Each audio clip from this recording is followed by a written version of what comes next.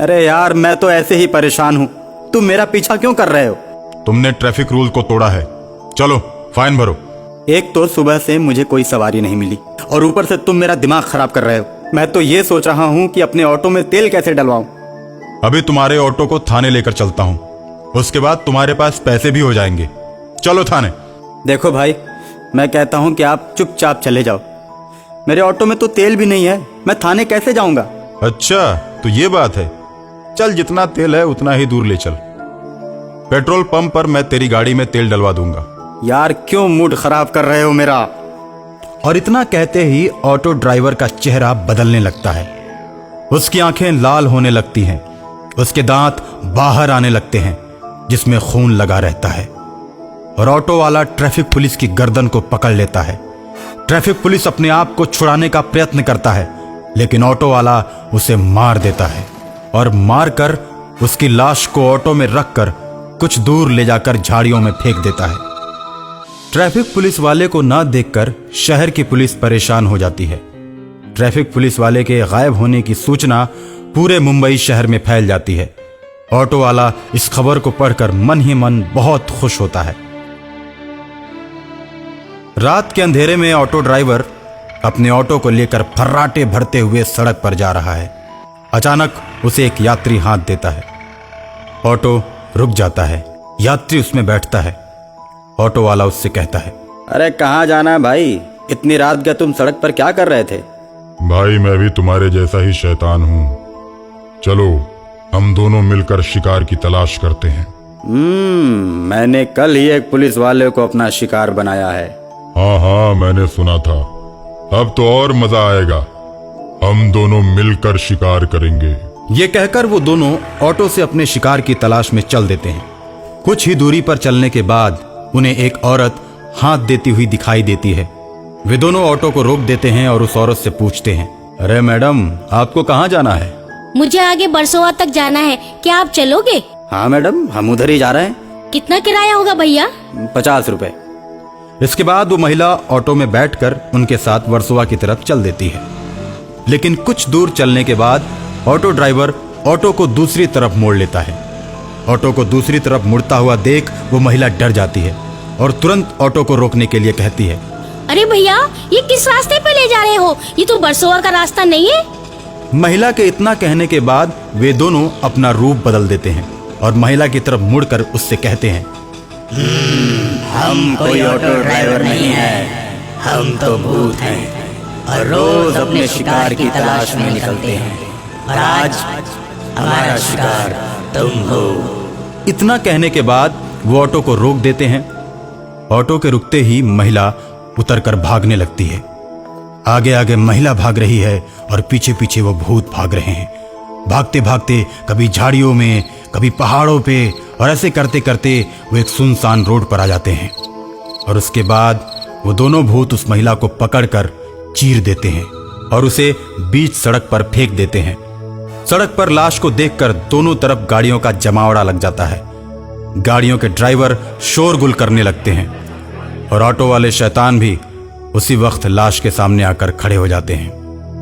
और इसी बीच तहकीकात के लिए पुलिस भी वहां पर पहुंच जाती है। लाश को उठाकर गाड़ी में रखती है और पोस्टमार्टम के लिए हॉस्पिटल की तरफ चल देती है। उसके बाद गाड़ियों की आवाजाही फिर से शुरू हो जाती है। इसी तरह दोनों शैतान शहर में बहुत से आदमियों को अपना शिकार बनाते हैं और खूब मौज करते हैं। और एक दिन एक तांत्रिक उन दोनों के ऑटो पर बैठता है। तांत्रिक को देखकर दोनों शैतान बहुत खुश होते हैं। कहाँ जाना है बाबा जी? हमको वर्सोवा जाना है। तांत्रिक बाबा, हमारा ऑटो तो आदमी को सीधे ऊपर ले जाता है। तुम कुछ ही देर में ऊपर चले जाओगे, सदा सदा के लिए। तुम्हारी आत्मा तुम्हारे शरीर से मुक्त हो जाएगी। हम लोग इंसानों की आत्माओं को उनके शरीर से मुक्त करने के लिए इस शहर में विचरण कर रहे हैं। हमने भी बहुत से शैतानों को अपने बस में कर रखा है। मुझे तुम लोगों के बारे में पता चल गया था, इसीलिए सोचा मैंने कि तुम दोनों को मैं अपना गुलाम बनाऊंगा। ओए तांत्रिक बाबा, ये भूल कर भी करने की कोशिश मत करना।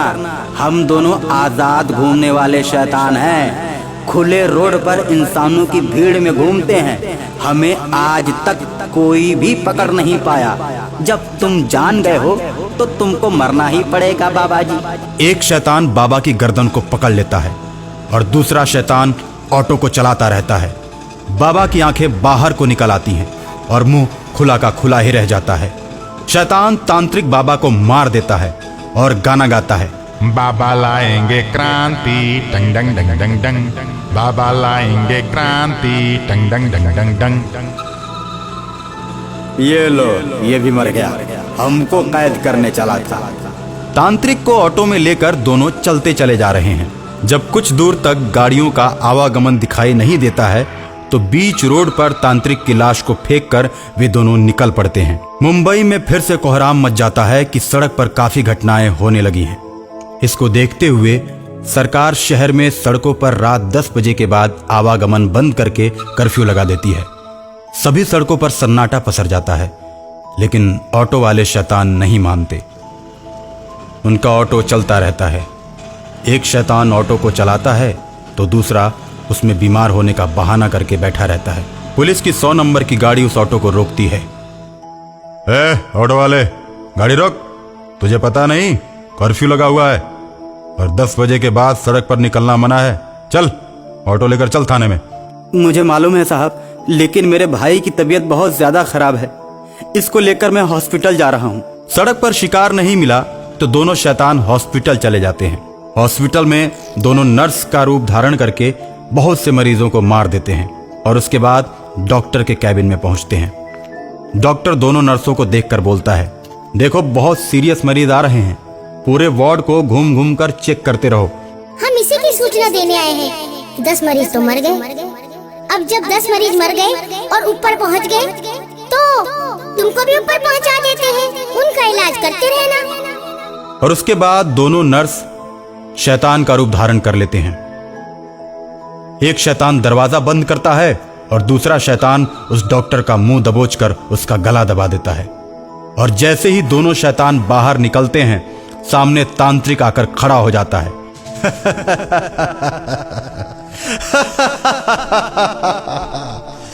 तुम्हें क्या लगा कि मैं मर गया?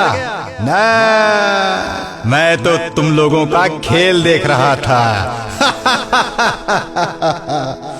इतना कहकर तांत्रिक अपने त्रिशूल से दोनों को मार देता है।